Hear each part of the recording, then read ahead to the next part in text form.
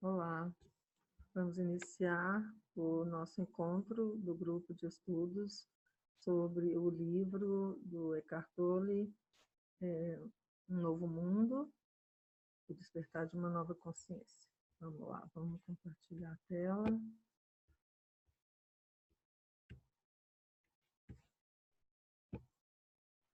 Então, vamos dar prosseguimento, né? Abandonando as definições pessoais.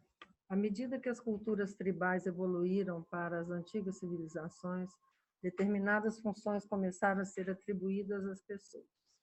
Governador, sacerdote, guerreiro, agricultor, mercador, artesão, operário, etc.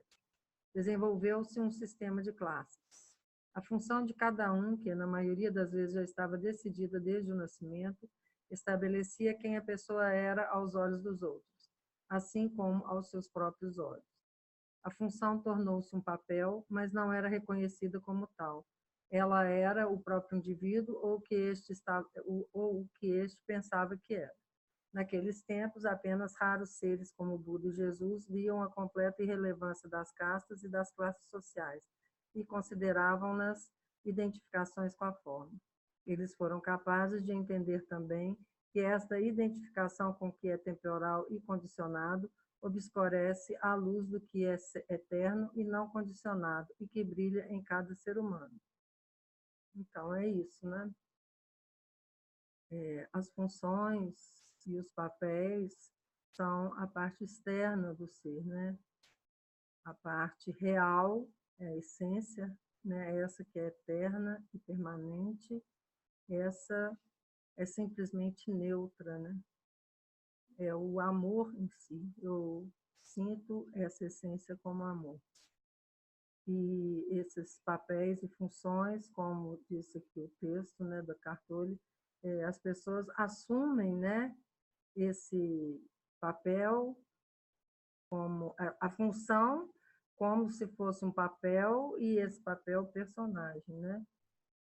Eles se identificam com aquilo em vez de trabalharem com a essência, né? Eles é o ego, né? Agora você pode ter funções sem ter ego. O papel é o personagem, mas a função independe do personagem. Você pode exercer uma função, que seria o seu dharma, né? E sem ter ego, simplesmente deixando que a consciência execute a função por você. Você sabe que quem está exercendo aquilo é a consciência e não a pessoa, e não o personagem. Você se entrega com amor e por amor aquilo que você está fazendo. Você sabe que aquilo ali é um serviço em prol da totalidade e não para conseguir algo, né? Para adquirir algo, para ter reconhecimento ou então coisas materiais, o que seja, né? Então, a função não quer dizer que seja um papel. A função pode ser simplesmente o Dharma sem ego algum, ok?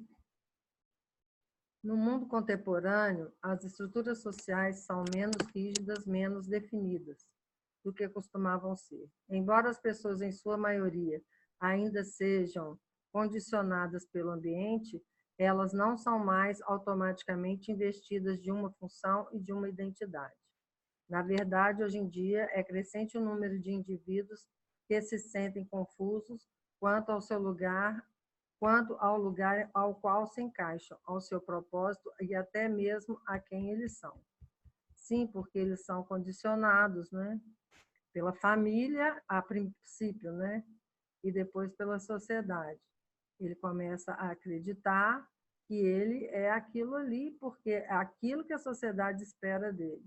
E ele espera o reconhecimento também da sociedade, porque ele acha que isso é ser realizado, né? É ser reconhecido, é adquirir bens, é ter alguém, né? Então, é isso, é a identificação de ambos os lados, né? A sociedade e ele, né? Ambos trabalhando, né? Personagens, né? nesse teatro maluco, né? Mas que também está tudo certo, porque faz parte do processo, né? Continuando. Costumo parabenizar as pessoas quando elas me dizem: não sei mais quem eu sou. Então elas ficam perplexas e me perguntam se é bom estar confuso. Eu lhes peço que reflitam sobre isso. O que significa estar confuso? Não sei não é sinônimo de confusão. Confusão é: eu não sei, mas deveria saber. Ou não sei, porém preciso saber. É possível abandonarmos a crença de que devemos ou precisamos saber quem somos? Em outras palavras, podemos parar de considerar definições conceituais que nos deem uma percepção do eu? Você, por exemplo, é capaz de deixar de examinar o pensamento sobre uma identidade? De estar neutro, né? De ser simplesmente a essência, a presença, sem nenhuma qualidade, sem nenhuma função, sem nenhuma identidade, né? Sem uma identificação com um rótulo.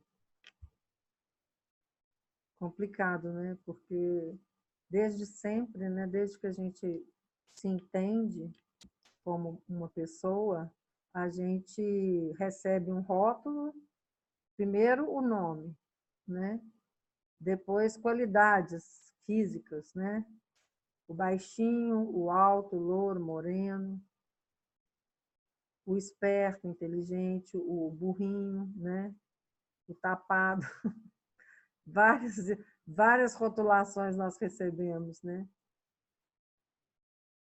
E por aí vai.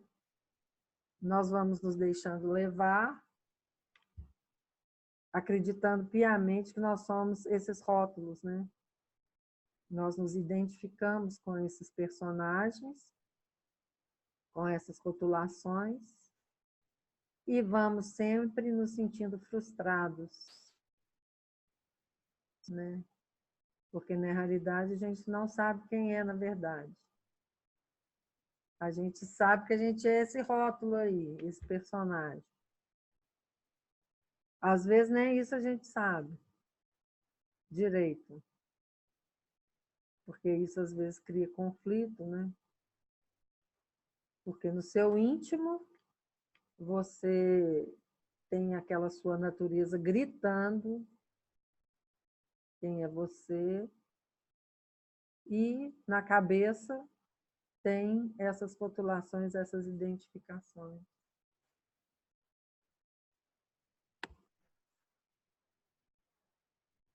Aí, quando as pessoas dizem que elas não sabem quem são, isso aí já é um meio passo, né? Quer dizer, elas estão querendo saber quem elas são. Estão se observando, se autoconhecendo, praticando, né? O autoconhecimento. Que é uma coisa natural e é um impulso que todo mundo tem. Não imaginem que sejam apenas as pessoas espiritualizadas, as pessoas que têm um nível de entendimento alto. Não. Qualquer pessoa está fazendo esse trabalho de autoconhecimento. Todo mundo. Porque é do ser humano refletir, observar e refletir. Está sempre pensando, né? O pensamento está ali.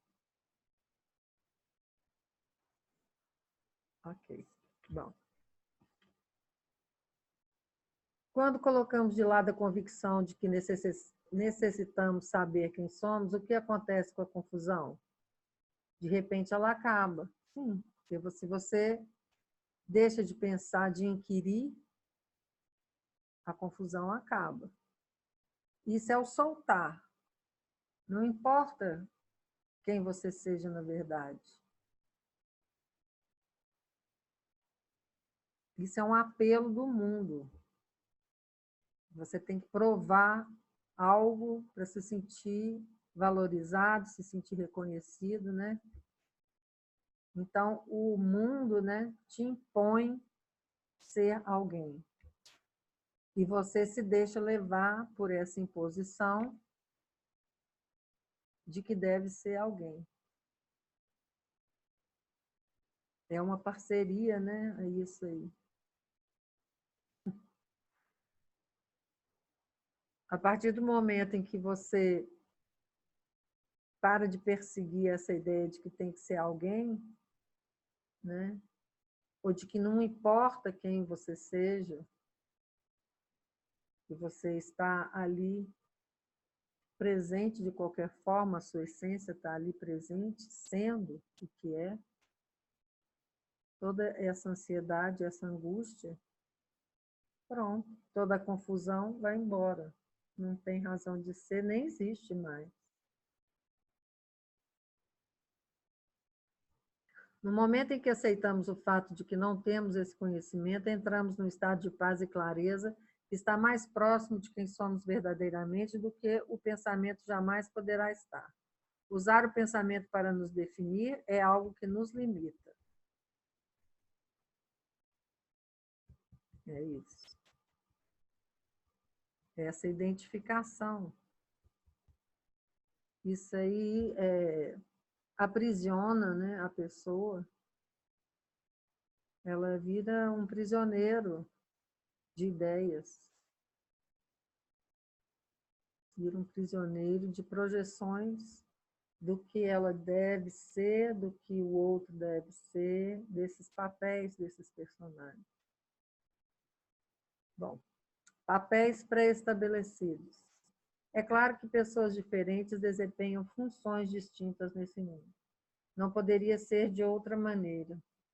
No que se refere à capacidade intelectual e física, conhecimento, habilidades, talentos e níveis de energia, os seres humanos apresentam desigualdades significativas. O que importa não é a função que cumprimos, mas se nossa identificação com ela chega a tal ponto que nos envolve e se torna um papel que interpretamos. Foi o que eu disse, né? Você pode exercer uma função apenas servindo, sem objetivar nada a não ser servir, a não ser fazer com amor e por amor, para o amor, que tudo é.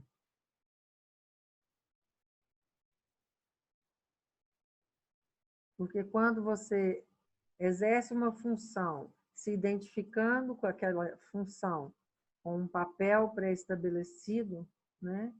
Cria um personagem agarrado, atrelado a essa função, né? E aí o personagem e a função se tornam a mesma coisa, né? Isso aí é que gera essa pressão, né? Tem que ser isso para alcançar aquilo, né? Para provar algo, que eu sou alguém.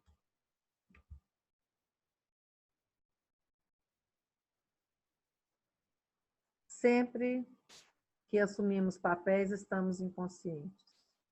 No instante em que nos flagramos fazendo isso, esse reconhecimento cria um espaço entre nós e o papel.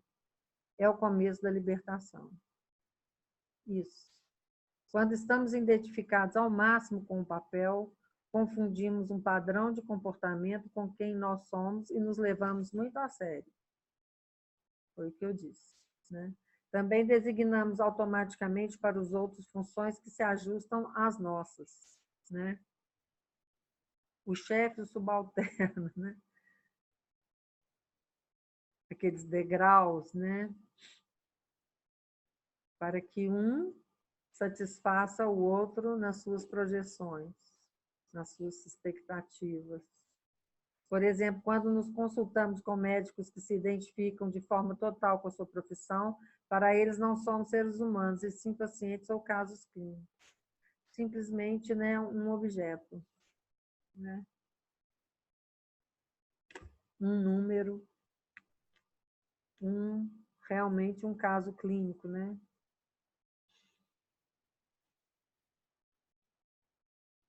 Embora as estruturas sociais do mundo contemporâneo sejam menos rígidas do que as das culturas antigas, ainda existem muitas funções ou papéis pré-estabelecidas com as quais as pessoas se identificam de imediato e que, assim, se transformam numa parte do ego. Isso faz com que as interações humanas sejam privadas de sua autenticidade e se tornem desumanas e alienantes. Os papéis predeterminados podem nos dar uma sensação de identidade relativamente agradável, mas, no fim das contas, nos perdemos em meio a eles. Porque, no fundo, trocaram, né, o sentido de função. A função, a essência dela é exercer algo em prol dessa totalidade.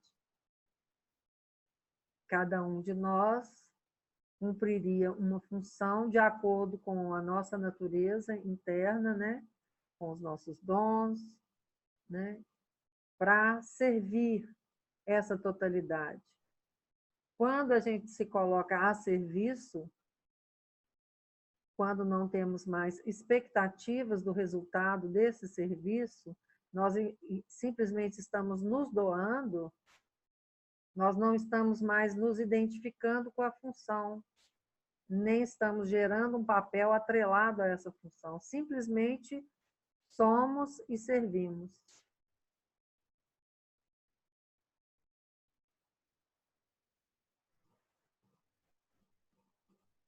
Isso aos poucos vai acontecendo, porque à medida que você vai se desidentificando do ego, né, que inclui esses padrões, esses papéis, e de funções atreladas aos papéis, você vai compreendendo que você não é nada disso.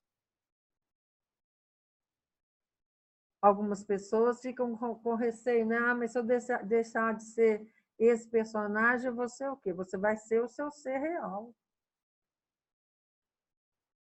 Você pode continuar exercendo a sua função, mas sem apego, sem expectativa, sem ambição, sem ganância, sem inveja, sem competição, nada. Simplesmente vai viver o que tiver que viver a serviço, amando o que faz.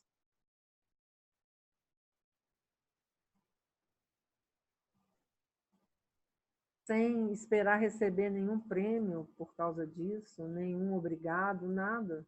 Simplesmente fazendo isso por amor.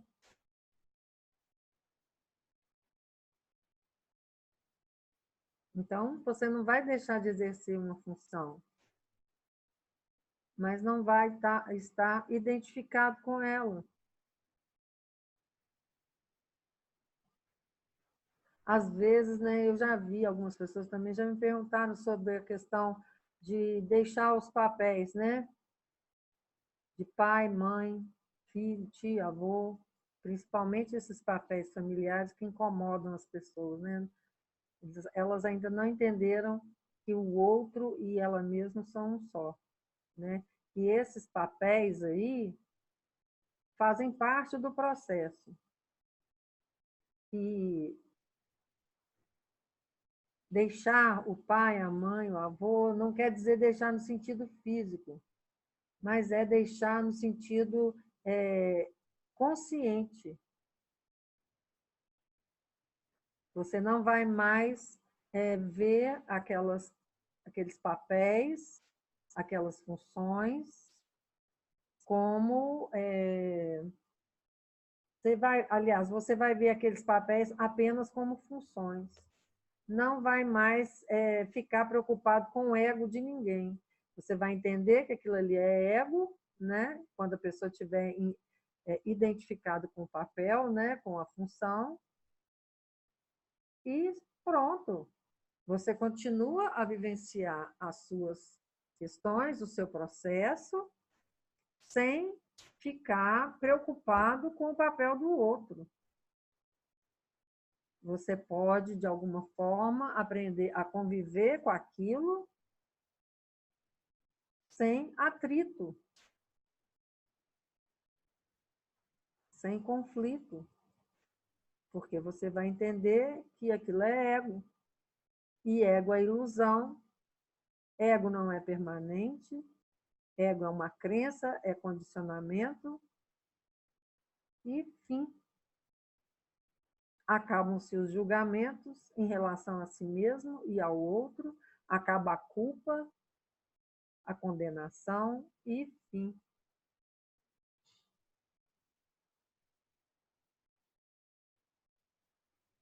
Você para de cobrar do outro que ele seja dessa ou daquela forma, já que você também não está mais se cobrando, né? Porque você está seguindo a sua natureza real e vai deixar que o outro também siga. Se você vê que o outro vai cair no buraco, você pode apontar, mas sem impor, sem cobrar dele. Ele vai ter o momento dele. Você pode apontar, às vezes até com firmeza, porque vai depender de cada um.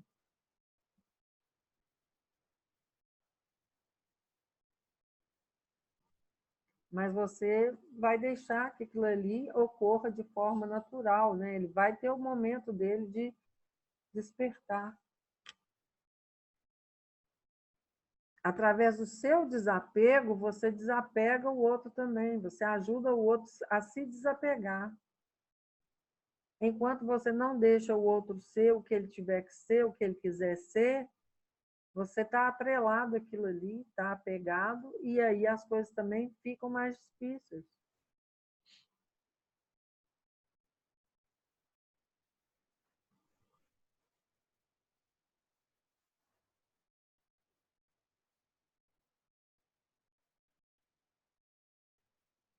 Então, vamos continuar. Agora nem sei direito onde... Aqui.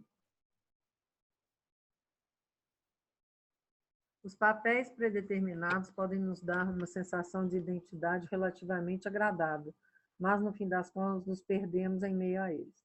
As funções exercidas em organizações hierarquizadas, como os meios militares, a igreja, instituições governamentais e grandes corporações, tendem a fazer com que as pessoas se tornem identidades representadas. As relações humanas genuínas passam a ser impossíveis quando nos confundimos com um papel.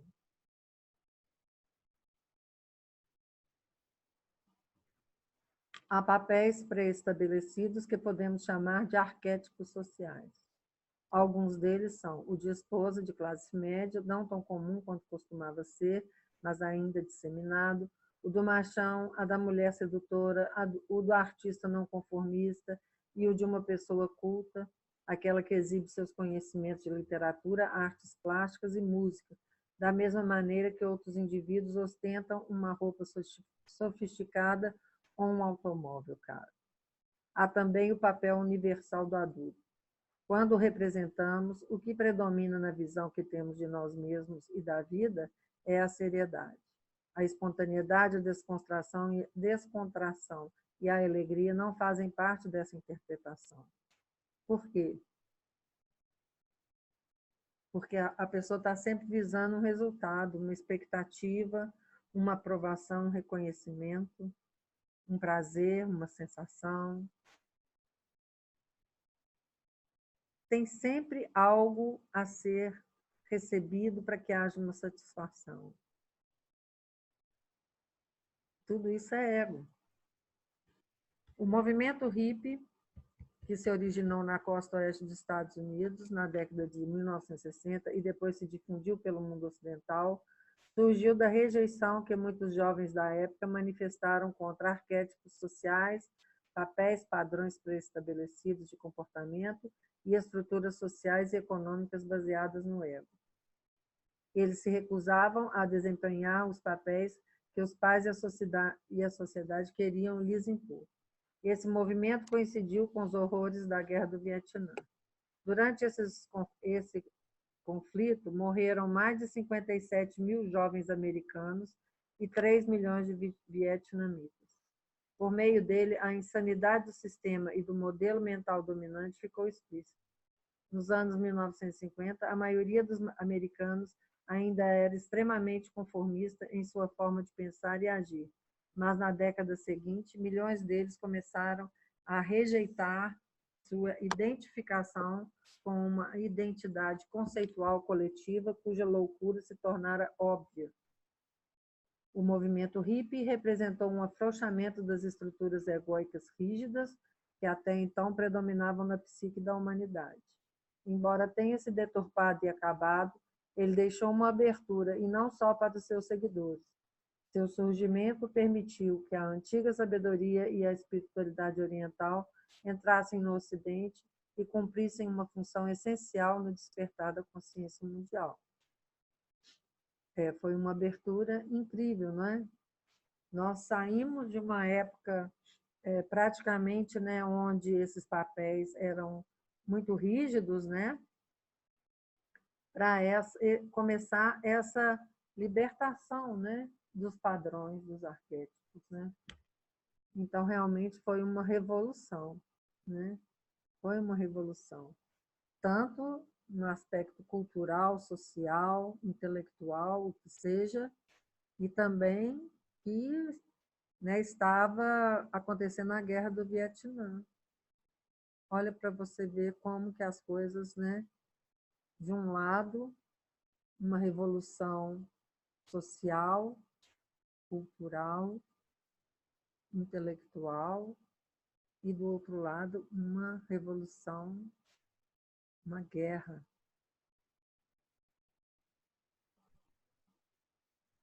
Egos contra egos, para obter algum tipo de lucro, porque toda guerra só visa lucro.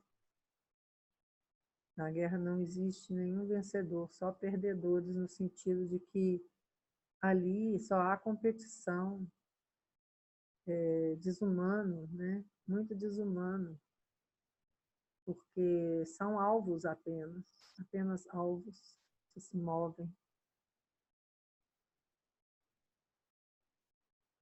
São peões, onde os governantes, os poderosos, jogam os dados. E só eles, de alguma forma, entre aspas, ganham alguma coisa. A cabeça deles, né? O ego deles. Eles estão só criando desarmonia. Bom, no momento certo, as torres que eles levantaram vão ser destruídas. Porque tudo aquilo que tira a harmonia do universo, chega um momento em que o próprio universo vem e derruba, porque tudo isso foi construído sem sustentação de verdade, de realidade. São tudo construído em prol do ego, da ilusão. Então, não tem sustentação. Então, chega um momento em que aquilo vem abaixo, que não tinha estrutura. Vem abaixo para dar início a algo novo, né? O aprendizado que aconteceu durante a queda da torre, né? A gente que trabalha, né, brinca com o tarô de vez em quando, né?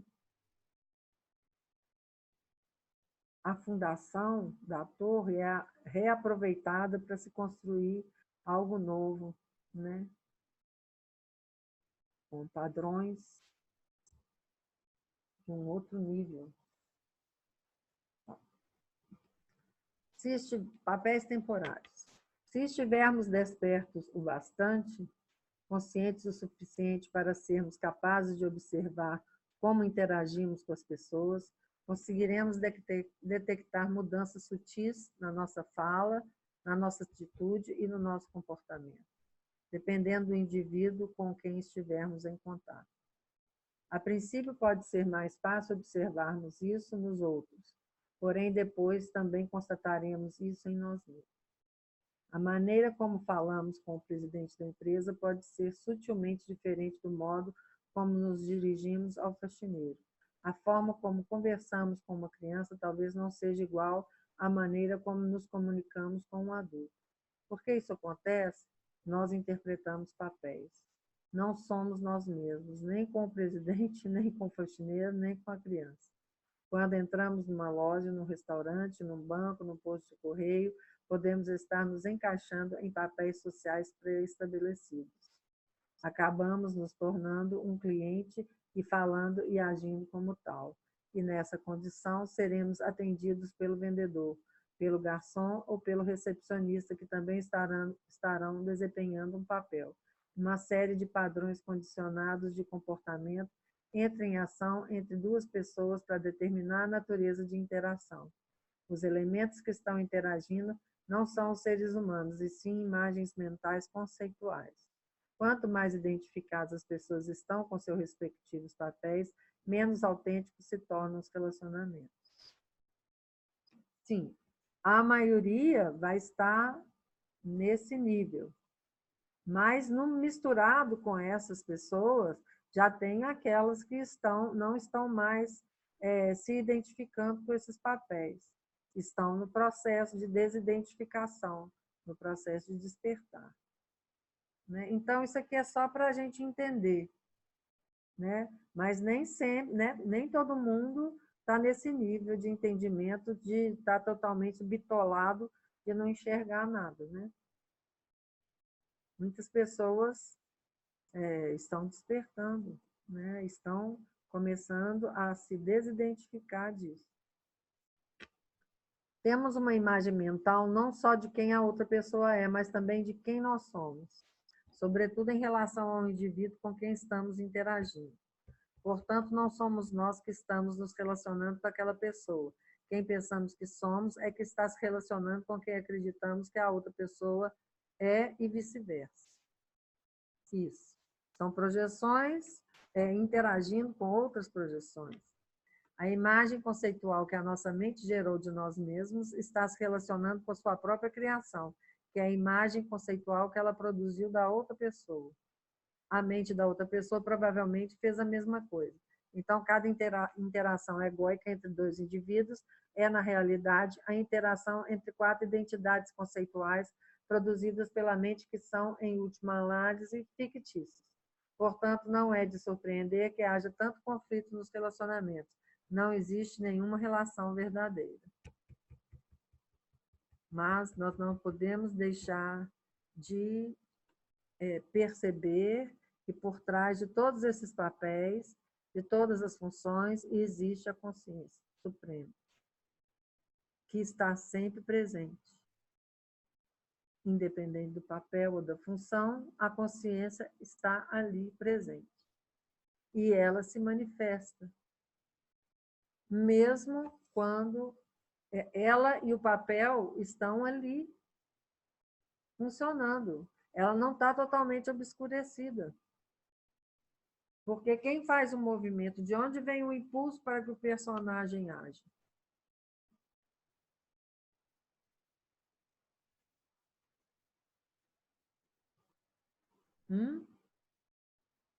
Vem da consciência. Porque o ego, ele é inanimado. O personagem é inanimado. A vida vem da consciência. Então, quando um ser que já está desperto, ele interage com os outros, ele não está interagindo com o ego das pessoas. A princípio pode parecer que sim, mas não. Ele está interagindo com a consciência, porque ele sabe que por trás daquela função, daquele papel, o que sustenta aquilo é a consciência.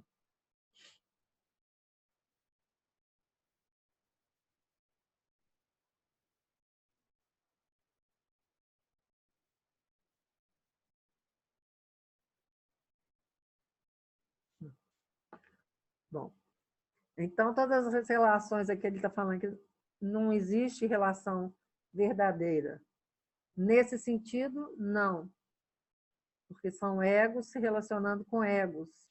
Mas no sentido profundo, sim. Todas as relações são verdadeiras porque todas elas apontam para quem nós somos. É através dos relacionamentos que nós nos descobrimos, que nós nos reconhecemos. Porque a consciência está presente sempre.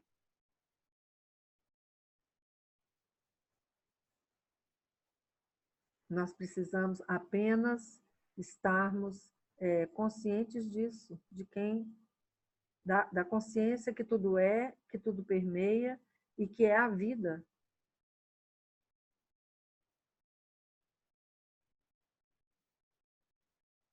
A questão é até onde nós estamos identificados com aquilo que nós não somos. Para ser o que somos, precisamos abrir mão de quem não somos, desse ego, desses egos. Mas a consciência está sempre presente.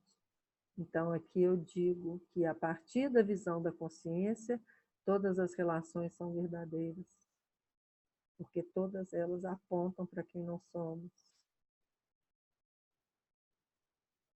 É através da vivência das relações que nós podemos nos enxergar, através da observação, do sentir, do viver.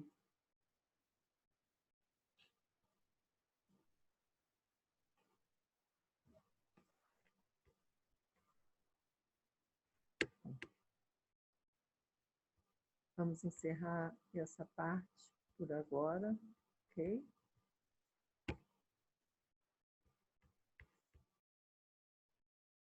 E vamos continuar com as nossas leituras no próximo vídeo, ok? Até lá. Namastê.